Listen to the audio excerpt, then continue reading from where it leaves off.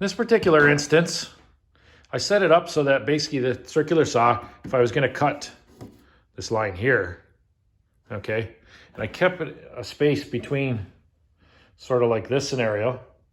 Let's say these were simulated sawhorses, or I have my piece elevated and there's nothing supporting it in the middle. What happens is as you come down through the cut and you get near the end, is the two sheets of OSB in this case will actually fall down.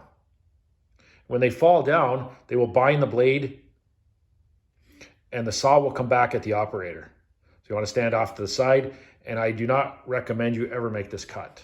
Find a different way of getting around it. If I'm going to cut this piece on the outside, and I'm going to cut down this line, what I want to make sure is that I want to make sure that I'm near the end, that I'm moving fast enough that I can just shoot right through it. If I slow right down at the end, it'll fold down, and it could possibly bind the blade. What you want to make sure too is there's nothing, if it's going to come down, you want to make sure that it falls away from you. If you don't do that and it falls and it hits something down below it, that could cause it to bind too and come back on the other. To make a cut like this in the center of a piece, or one here on the outside of the piece, if both pieces are supported underneath, the likelihood of them binding is very unlikely. That's probably the safest way to cut them. Nice thing, and something that's quite convenient to do, is have some rigid styrofoam insulation. Set the blade so it's about 1/8 of an inch deeper than the actual material that you're cutting.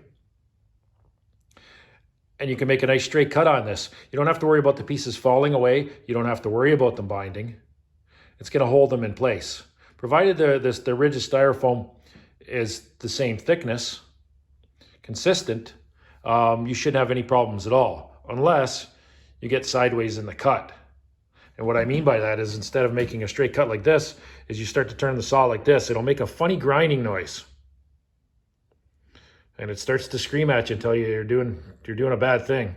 And what happens is it'll catch the teeth and it'll come back at you. So what you want to do is you want to stay straight in that cut, which is referred to as a kerf.